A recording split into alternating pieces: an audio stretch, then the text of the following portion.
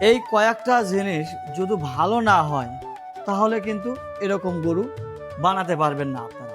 5-10 minute দেরি হলে সমস্যা নাই, যখনই দেখা যাবে যে 20 মিনিট, আধা ঘন্টা, 1 ঘন্টা এদিক সেদিক হয়, তখন কিন্তু গরুর রুচিটা হারা যায়।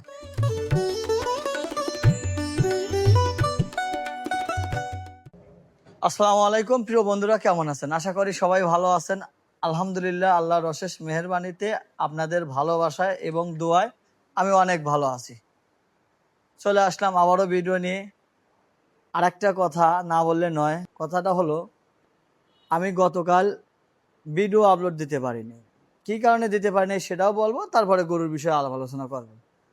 আমি গতকালের কথাটাই বলি। গতকাল আমি এই জন্যে ভিডিও দিতে পারিনি, আমি গিয়েছিলাম ঢাকা বসুন্ধরা শপিং মলে। কী জন্য গেছিলাম সেটাও বলে দিচ্ছি।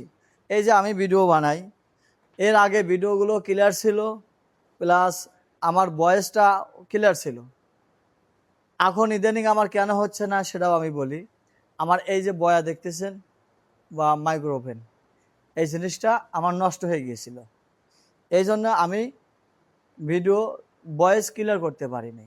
আর আমি নিজে ভিডিও করছি, এই কারণে আমার ভিডিও করার লোক ছিল না। এখন আমার ভিডিও করার লোক হয়েছে, আমি মাইক্রোফোন কিনছি, আরও ভিডিও উন্নত করার জন্য ক্যামেরা নিয়েছি, কাল ক্যামেরার ফুল সেটআপটাই নিয়েছি। তো আশা করি আপনাদের আগামী থেকে আমি আরও ভালো ভালো ভিডিও, একদম 4K ভিডিও আপনাদের উপহার দিতে পারবো। তো প্রিয় দর্শক, আপনারা আগের মতো আমাকে সাপোর্ট করবেন, ভালোবাসা দিবেন। আমি আপনাদের সুন্দর সুন্দর ভিডিও উপহার দেব।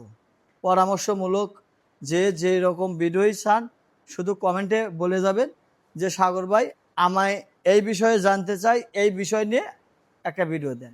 আমি সেই বিষয়ই আপনাদের মাঝে তুলে ধরব।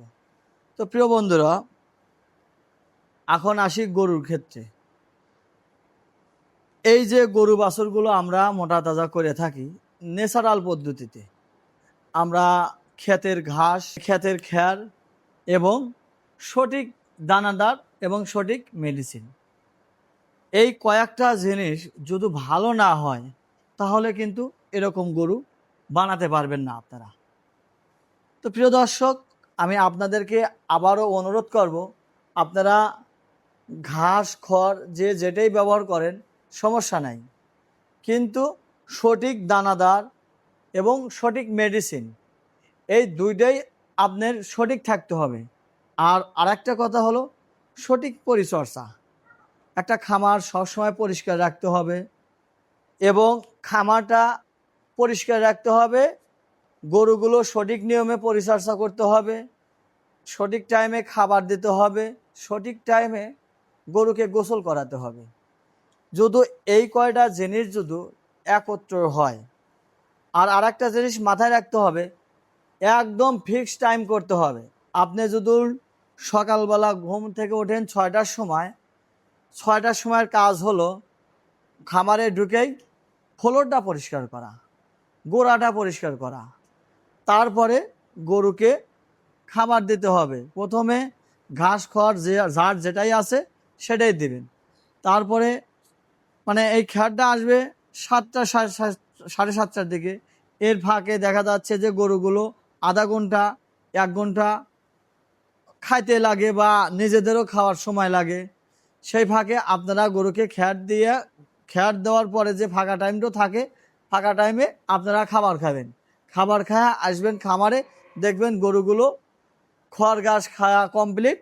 এরপরে হলো আপনারা দানাদার দিয়ে দিবেন। একদম টাইম ফিক্সড করতে হবে। 5-10 মিনিট এদিক সেদিক হলে সমস্যা নাই, 5-10 মিনিট দেরি হলে সমস্যা নাই। যখনই দেখা যাবে যে 20 মিনিট, আধা ঘন্টা, 1 ঘন্টা এদিক সেদিক হয়, তখন কিন্তু গরুর রুচিটা হারা যায়। যেমন মানুষের যখন ক্ষুধা লাগে, সেই টাইমে যদি মানুষ খাবার না খায়, মানে সকালের বেলার খাবার কিন্তু 8টার থেকে 9টার মধ্যে মানুষেরও খাবারটা খাওয়া লাগে। যখন 11টার থেকে 12টা চলে যাবে, তখন কিন্তু মানুষেরও রুচি থাকে না। সেই আমি মানুষ দিয়েই আমি গরুকে বুঝাই, যদি এরকম টাইম মেনটেন করেন, গরুর রুচি এবং সব সময় ভালো থাকবে। তো প্রিয় দর্শক, কথা বলতে বলতে অনেক কথা বলে ফেলেছি। আরও যদিও আপনাদের বিশেষ বিশেষ কথা বা পরামর্শ দরকার পড়ে কমেন্টের মাধ্যমে জানা দেবেন, তাহলেই আমরা আপনাদের সমস্যাগুলো সমাধান দিতে পারবো। তো প্রিয় বন্ধুরা, আমার এই ভিডিওটা যে যেখান থেকে দেখছেন, ভিডিওটা কেমন হলো অবশ্যই কমেন্টের মাধ্যমে জানাবেন। এবং প্রবাসী ভাইদের জন্য রইল দোয়া এবং ভালোবাসা, আর সারা বিশ্বের মানুষের জন্য রইল শুভকামনা। তো বিদায় নিচ্ছি, দেখা হবে পরবর্তী ভিডিওতে। পাশে থাকবেন, আগের মতো আমাকে সাপোর্ট করবেন। আর আমার ভিডিওটা যদি ইউটিউব থেকে দেখে থাকেন, ইউটিউবটা সাবস্ক্রাইব করবেন। আর যারা পেজ বা প্রোফাইল আইডি থেকে দেখেন, তারা পেজটা ফলো দিয়ে একটা লাইক, একটা কমেন্ট আর একটা শেয়ার করে দেবেন। তো আজকের মতো বিদায় নিচ্ছি, দেখা হবে পরবর্তী ভিডিওতে। আল্লাহ হাফেজ, আসসালামু আলাইকুম, ভালো থাকবেন সবাই।